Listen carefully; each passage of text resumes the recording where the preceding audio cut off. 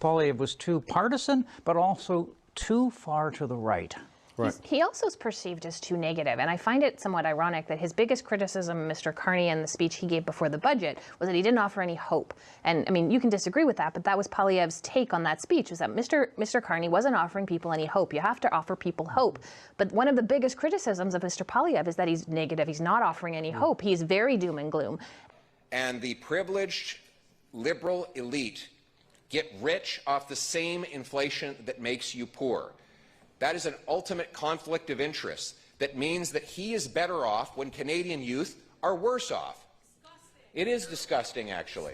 It is disgusting. But the good news is Conservatives are not only fighting to put an end to his profiteering, we are going to cap government spending and cut government waste, cutting bureaucracy, consultants, foreign aid, handouts to phony refugees, corporate welfare, so that we can bring down deficits, stop printing money, and bring back the purchasing power of the dollar. Hey guys, welcome back to another Tell Me I'm Wrong. Sorry, I was just kind of away there the last few days. I was really just under the weather and also had a hard time trying to dig up this content that the Liberals don't like you finding. Today we're going to be talking about whether Pierre Poilievre is actually like a doom and gloomer or a realist, basically. There's a lot of stuff that he says where a lot of people are sitting here and they're like, oh, like, he's criticizing too much of this, he's criticizing too much of that, he's saying this, he's saying that, nothing he's saying is good. I mean, I get where they're coming from in a sense, but I'm not hearing the same message they're hearing. And I think the biggest question behind this all is any of it true? I mean, if it's true, is it really doom and gloom then? Or is he just kind of pointing out facts, pointing out the obvious? You know, Liberals have been in charge for the last 10 years, so this isn't Conservative policy. This isn't anything he's done. You know, so it's not like, oh, I created this mess, look at the doom and gloom we're in. No. So, and I thought it was very interesting because so much people take everything out of context, and I thought, right here we got, right there, yeah. We actually got a quote from him, from an article. I think this was Maclean's, if I remember correctly. So, you know, the question is basically about whether he feels like his rhetoric and stuff like that is a little bit too far, like if he feels like he's like controversial and stuff within the House with the way he talks and all. And I think he puts it pretty bluntly. That his answer is just no, not at all. I don't think Canadians do either. I think the average Canadian couldn't care less if a politician's feelings were hurt because of an unkind word. I mean, for the people who are offended, I'm sorry, but you're kind of the problem in society right now. If you're offended by a word, you're kind of part of the issue. Not gonna lie. Nothing no one's gonna say is ever gonna get through to you because you're just gonna be constantly offended by everything. Yeah. So, I mean, we're going to go over all this stuff. I think I got a few good examples on how we basically are going to cover this out today. So, I mean, like, one of the topics he brings up is open drug use and like, the drug situation and stuff within Canada and all. I mean, he's not wrong, in my opinion. So, let's check it out. Let's see what's going on here. Does Pierre have a point, or is he dooming and glooming? We will give judges the power to order mandatory treatment for those suffering from addiction that has spun out of their control. Possession of illegal drugs will remain a crime, but we would allow judges to order treatment as an alternative to prison when the offender's only crimes involve small quantities of drugs for their own use or other minor non-violent offenses. When someone is too sick to choose help, we won't leave them without hope. We'll help them take back control of their lives. For more serious offenders, we'll ensure that they will go to prison, of course, but there will be treatment in prison, and it will be an option for judges to require that the prisoner undergo drug treatment behind bars as a condition of ever getting released. This policy is not about punishment, it's about redemption. It's about getting people off the streets and out of addiction, back into a society where they can live rich, fulfilling lives. I mean, I don't know about y'all. That sounded like a pretty hopeful message to me. That sounded pretty good. At least he was laying out a plan. He laid out some ideas on what he wanted to do. Didn't sound like he was trying to target or be ruthless or any, like, Donald Trump style, like people say. Like, I just don't see it. And, you know, he even specifically said, we want to give people hope. What more do you want the guy to say? But you know what? If Pierre's too doom and gloom about it, that's fine. Let's go see what the liberal media has said about this over the last couple of years themselves, out of their own mouths. I have to open it in the morning when I open the college, and I have to log it at 3 p.m. Safety is always top of mind for Rana Choudhury. His West Coast College of Massage Therapy is steps away from open drug use and drug dealing in New Westminster.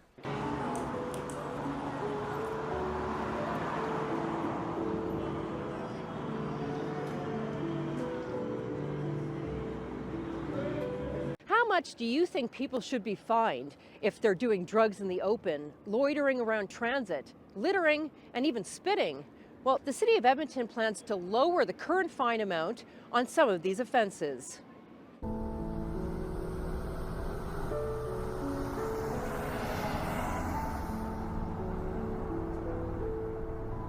But first, to Winnipeg's downtown, where crime and safety have long been concerns. Some say drug use and homelessness have gotten so bad they hardly recognize the area. Nothing prepares you for what your eyes will see when you walk these streets. It's like stepping into another world. People standing frozen for hours like statues.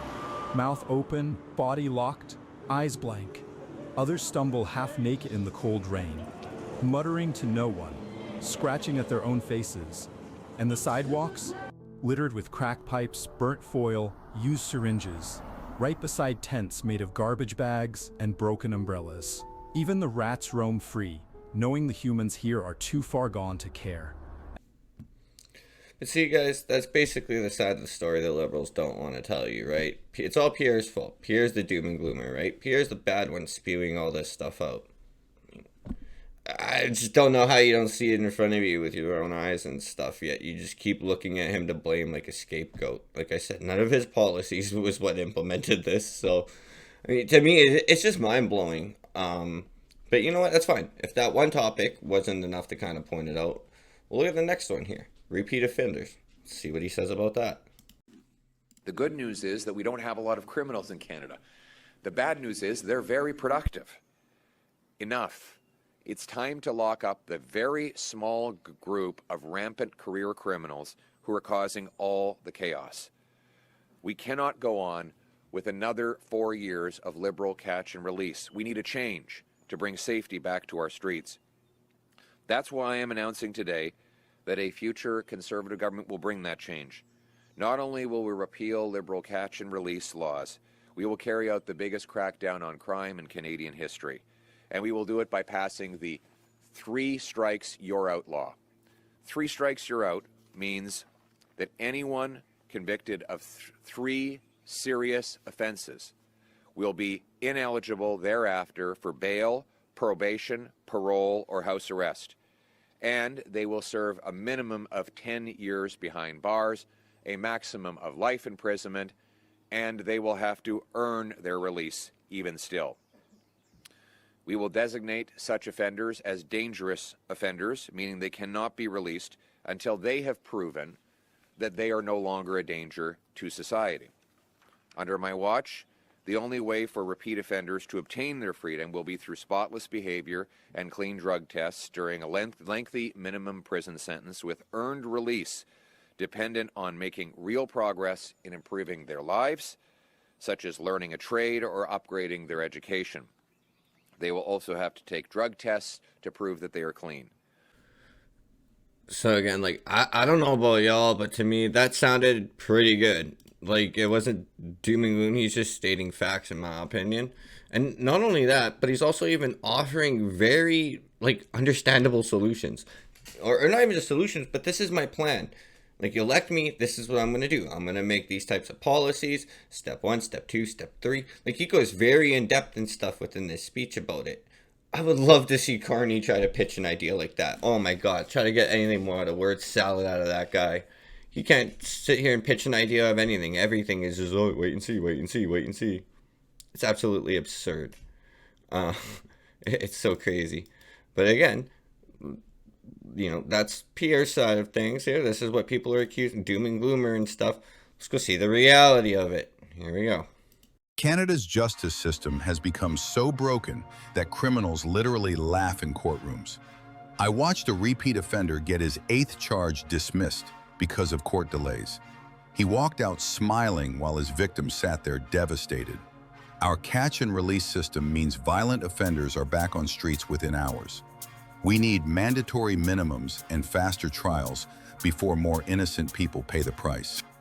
What I can tell you is that this appears to be a very troubled man who has a lengthy history of mental health related incidents, which have resulted in more than 60 documented contacts with police throughout Metro Vancouver. So I heard him come around the block and I started recording. It was the early hours Tuesday morning.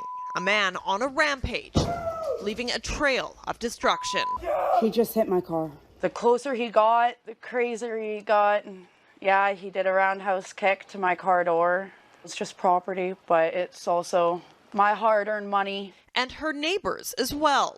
With several vehicles damaged, Jessica Nordquist reported the incident to the Nanaimo RCMP. When they pulled up and I showed them the video, the second officer name-dropped him right away and knew exactly who he was. The Neighborhood Community Association president also confirming the suspect's identity. That person that was in that video, I've seen them in videos before behaving in this manner. Police, on the other hand, won't say if this is a repeat offender. They were able to locate someone resembling the description, but it wasn't enough to proceed with charges, and the file is now closed. Like I said, guys, I don't know if it's just me or what, but Pierre's stuff didn't see too doom and gloom after what I seen there. And again, I didn't go through everything. We easily could have brought up a lot more topics. There's so much more out there. I figured just to make my point, we'll just make it quick. But, yeah, let's move on to the next one here. We'll see how he talks about the economy. Let's see what Pierre has to say. We have to get rid of liberal waste. Under Trudeau-Carney, Liberals, they have, for example, added 100,000 public servants. I'll be reducing the number of bureaucrats. They've doubled the budget for corporate welfare. I will be cutting that. They doubled the budget for consultants. I'll be cutting that. I'll be cutting back on foreign aid to bring our money back home to Canada, and I'll impose a dollar-for-dollar law that requires my ministers find $1 of savings for every new dollar of spending. My working relationship is great with all the premiers. I'll work with anybody who will put Canada first. Anyone of any party who's prepared to work together, for example, to take taxes off home building. I'm going to go to all the premiers and say, look, I'm going to take the GST off new homes. Will you take your provincial sales tax off those homes? That would save over $100,000 for a young family trying to buy a home. Then let's pressure the municipalities to cut their home building taxes. I'll say to them, look, let's knock down interprovincial trade barriers. I'll give you a bonus every time you remove a barrier to interprovincial trade so that we can start trading between Canadians rather than giving all our goods to the Americans.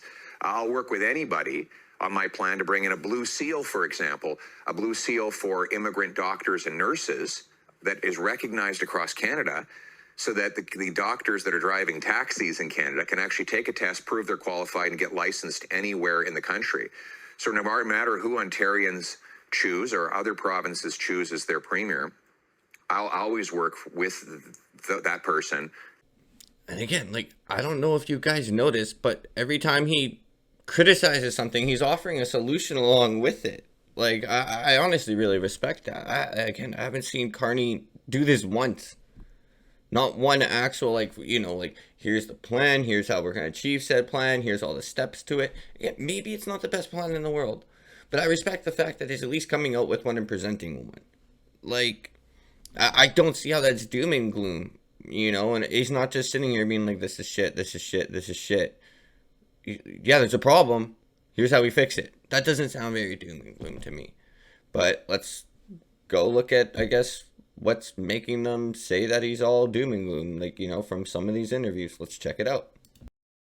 The richest people per capita in terms of GDP per person is Ontario. Ontario inhabitants are now poorer per capita than inhabitants of Mississippi, and that's the poorest American state. So the inhabitants of Canada's richest province are poorer than the inhabitants of the United States' poorest state. That's actually occurred primarily in the last 10 years. Yes. Because we were basically at parity before that and had historically been not quite as rich as the Americans, but pretty much tracking them one-to-one. Now, per capita GDP in the States is $22,000 higher than in Canada, measured in USD. So that's about almost $30,000. Right, so that's a whole other income, essentially. Yes. That's a whole other part-time income. Exactly. The economy has remained stagnant even as everyone else gets richer. Here's a chart showing per capita GDP growth among developed nations over the last 10 years.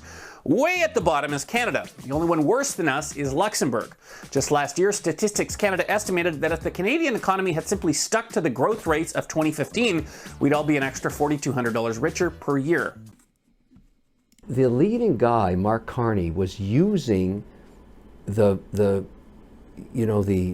distraction of Trump attacking Canada and jesting about it's going to be the 51st state and all that. It started with a very toxic relationship with Trudeau, who's gone now. He was kicked out by his own party. And Carney's been successful in saying, don't look at the track record of my party, which bankrupted 25% of you Canadians and wiped out GDP growth. Canada only grew 1.4% over a decade. It's the most disastrous period in Canadian history. And that was all at the feet of the Liberals. He's masterfully said, look, forget about that. Let me distract you to Trump. Trump is only looking at Canada, but now Trump's looking at 60 countries. So all of a sudden, Carney's on the backbench and he doesn't get to use that fulcrum anymore. And I think it's going to show up in the polls that people start looking at his track record, and that may hurt him in the election.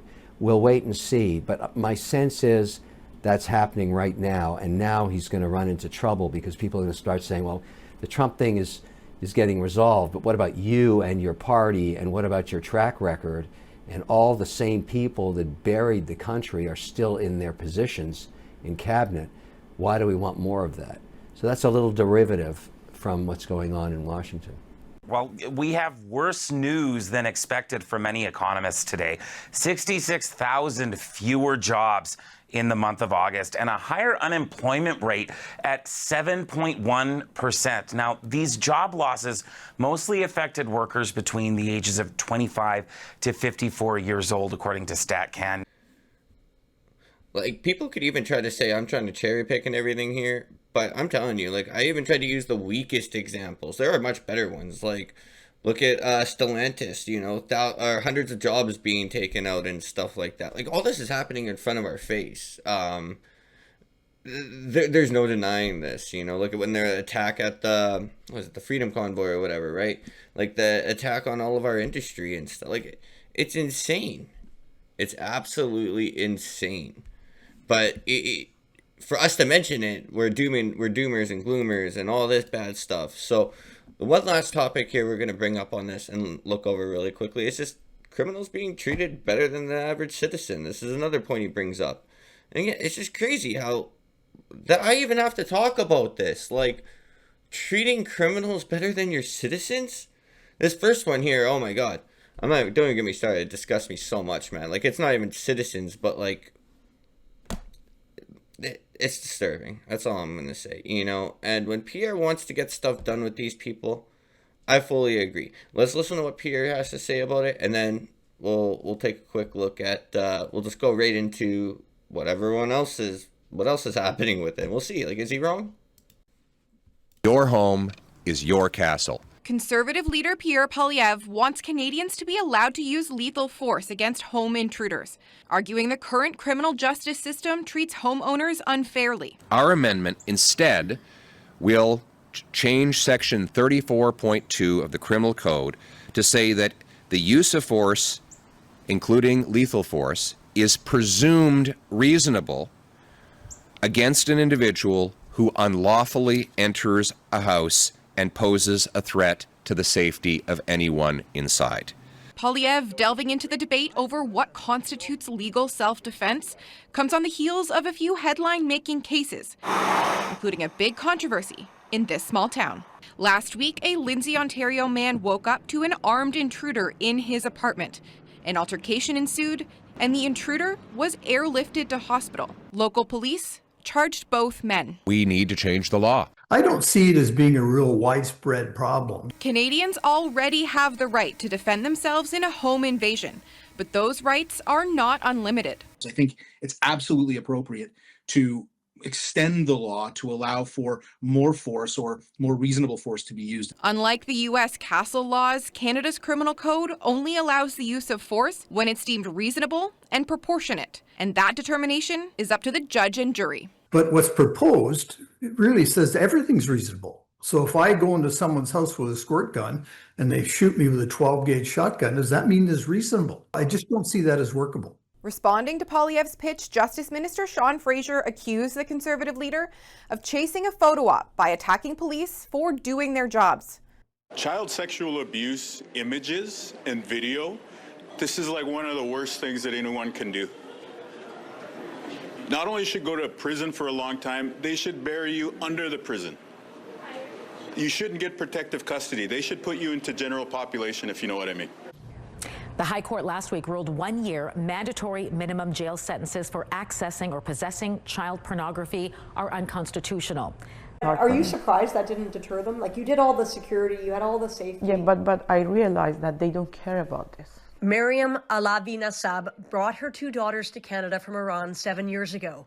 She bought a home near York Mills and Leslie, which she gutted and redesigned herself.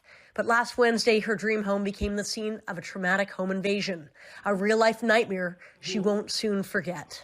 I can't live here anymore.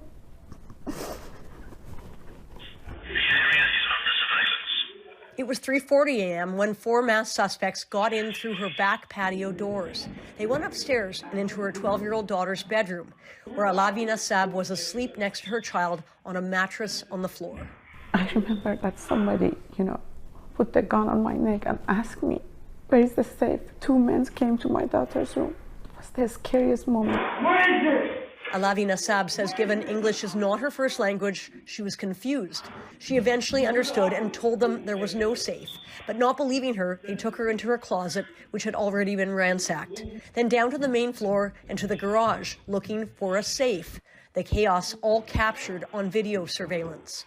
But they couldn't believe me, and they keep hitting me with the gun and, hurt me and, asking me where is the safe. After 6 minutes inside, the intruder suddenly left, making off with handbags, jewelry, and money. They did not take the Range Rover, despite the fact Alavi Nassab says she offered them the keys. She then learned her 18-year-old daughter, who had been pretending to sleep, had called 911 while the thieves were downstairs. She went to her bathroom and locked the door and called 911. But she said that she stays in the line nobody answered the phone. For how long? 4 to 5 minutes, or maybe 3 to 4 minutes. I don't remember exactly, but she was on hold. She was on hold. No one picked up the phone. Alavi Nassab is also upset that no one from police has offered her family support, except for the day of the crime. I moved here for a better life, for a safe life, and I don't feel safe anymore. And I was thinking that maybe somebody calls me and asks me, do you need anything? Do you have any place to go? In a statement to Global News, Toronto police say the 911 caller was answered after being in the queue for exactly 2 minutes. Officers were immediately dispatched and arrived 5 minutes later. Police say victim services was offered, and investigators will be following up with the family to ensure they have the support they need. A man who allegedly shot an armed intruder has been released on bail. Now, this incident happened during a home invasion robbery in Milton last month. The homeowner is charged with second-degree murder, which has raised all kinds of questions about what constitutes self-defense. I mean, I don't know how many other examples we need to show, this is the state of Canada. We're in an absolute shithole.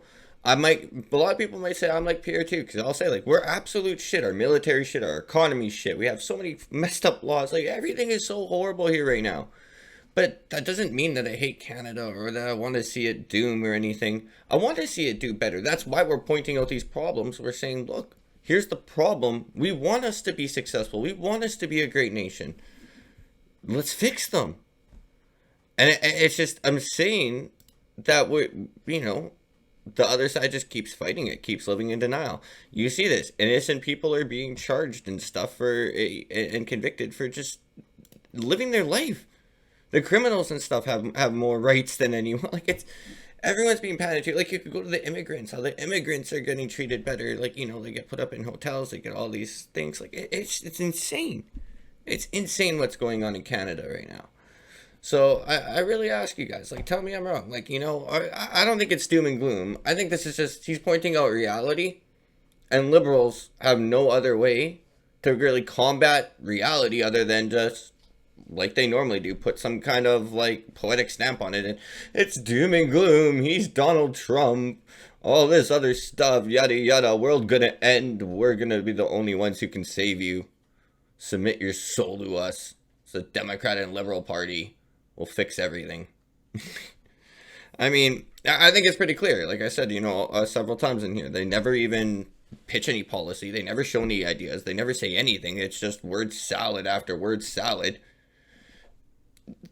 Like, I'll leave it to you guys. We'll leave it on that today, but you can tell me how I'm wrong.